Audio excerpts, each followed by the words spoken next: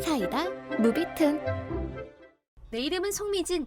저에게는 곧 있으면 4살이 되는 빛나라는 아이가 있습니다만, 딸아이는 1살 때 달걀을 먹고 두드러기 난 뒤부터 병원에서 검사를 받고는 밀가루와 메밀가루 알레르기가 있다는 것을 알게 되었습니다.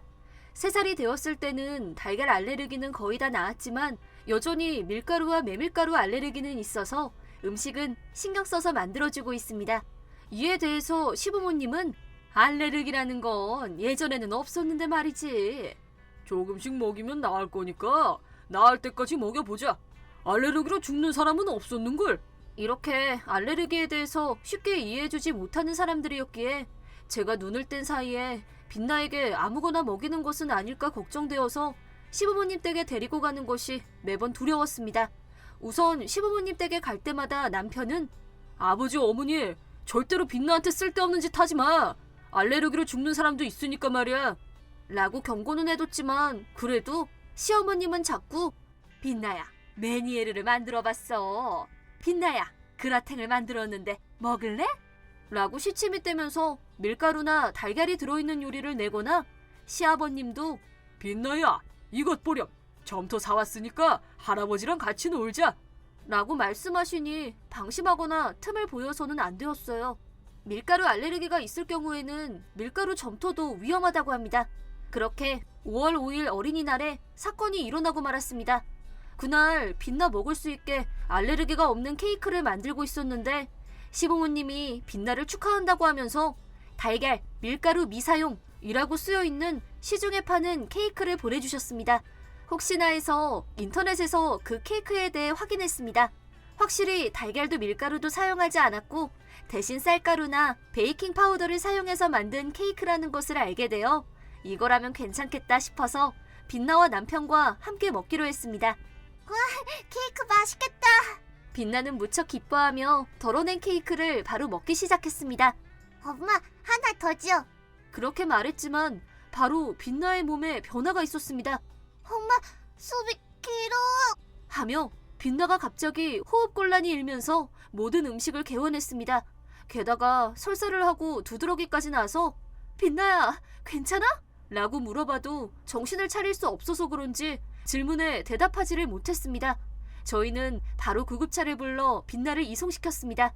병원에 도착하니 의사가 급성 알레르기 쇼크입니다. 뭔가 알레르기를 유발하는 음식을 먹은 것은 아닌가요? 라고 말씀하셔서 처음에는 의심 가는 것이 아무것도 없었지만 문득 시부모님이 보내주신 케이크가 의심스러워 남편이 시부모님에게 전화해 추궁하니 무려 상자와 내용물을 바꿨다고 시부모님이 대답했습니다. 게다가 시부모님은 안에 있는 빵 기지에 달걀을 발랐다고 말씀하셨습니다. 그것도 노른자보다 위험한 흰자를 사용했다고도 했습니다. 시어머님은 괴로워하는 빛나의 모습을 보고도 아무런 심각성을 느끼지 못하시고는 알레르기를 낫게 해주고 싶었어. 시아버님은 알레르기 같은 건 그냥 착각이야.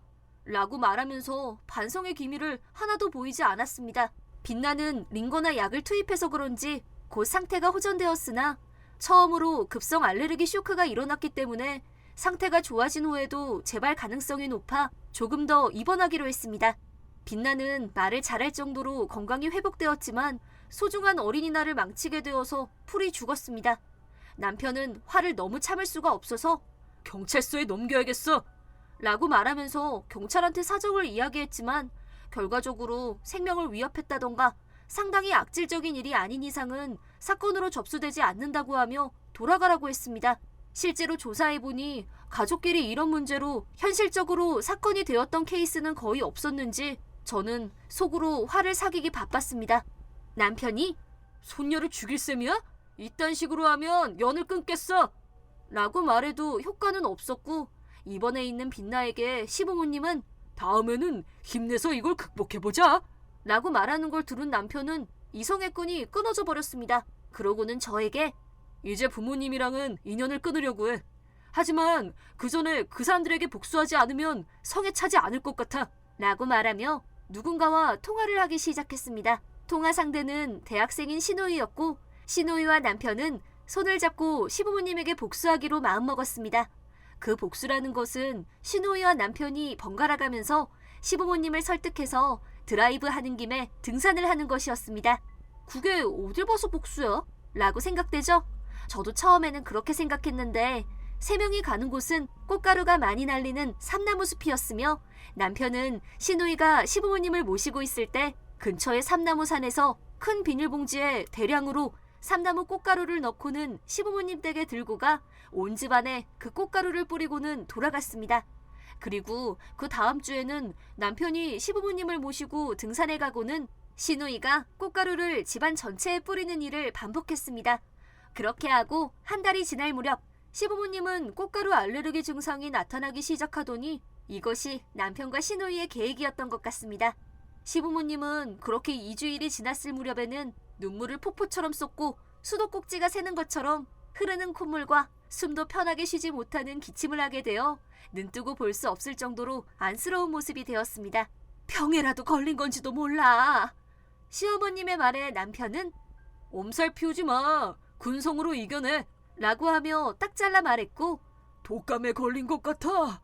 라고 말하는 시아버님께는 착각이겠지. 라고 말했으며 물론 두 분을 병원에 모시고 가지도 않은 채 계속해서 삼나무 숲의 등산을 억지로 데려갔으며 집에는 꽃가루를 계속 뿌리기 시작했습니다. 덧붙여서 제가 찬성하지 않았던 이유는 자기 아들한테 한 소리 듣는 게 가슴에 와닿지 않을까? 라는 시누이의 배려였습니다. 그 후 소풍을 가서 주먹밥을 먹으며 역시 알레르기는 존재하고 있었어. 라고 알레르기에 항복한 시아버님께 시누이는 아무렇지도 않게 아빠 무슨 말도 안 되는 소리야. 옛날부터 알레르기 같은 건 없다고 말했었잖아. 라고 시어머니 시아버지가 이제까지 빛나에게 했던 모든 말을 그대로 돌려주었습니다. 그리고 4월 중순이 되었을 무렵 시부모님은 삼나무 숲에서 호흡곤란으로 쓰러지고는 전신에 두드러기가 났습니다. 전날 빵의 과다 섭취와 삼나무 숲에서 과하게 운동한 피로가 쌓여서 급성 알레르기 쇼크가 일어난 것이었습니다. 저희 딸보다는 증상이 조금 약하기는 했지만 일단 구급차를 불러 병원으로 이송시켰습니다. 한동안 의식이 몽롱했지만 곧바로 의식이 회복되었으나 빛나와 똑같이 상태가 호전되어도 3일간은 입원하는 것으로 했습니다. 퇴원 후에 시아버님은 설마 우리를 죽이려고 한 거냐? 라고 전전긍긍하며 남편에게 물었습니다. 그래서 남편은 이게 바로 알레르기라고 하는 거야. 당신들이 빛나에게 한 짓은 잘못하면 죽일 수도 있는 거였다고. 특히 빛나 같은 어린애들은 면역력이 낮아서 먹는 음식의 양에 따라서 정말로 죽을 수도 있는 거였다고. 라고 말하니 시부모님은 바로 입을 다물었습니다.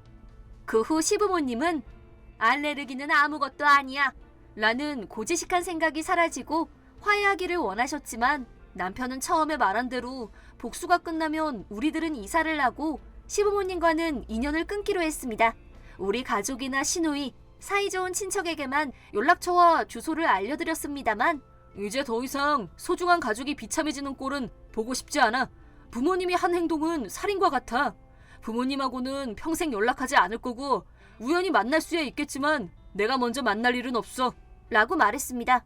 시부모님은 우리에게 사과하고 용서해주기를 바라시며 혈안이 되어 우리의 행방을 찾고 있으신 것 같지만 저도 남편도 시부모님을 용서할 일은 평생 없을 거고 만날 일도 절대로 없을 겁니다. 이제부터 꽃가루 알레르기에 괴로워하면서 힘내서 평생을 살기를 바랄게요.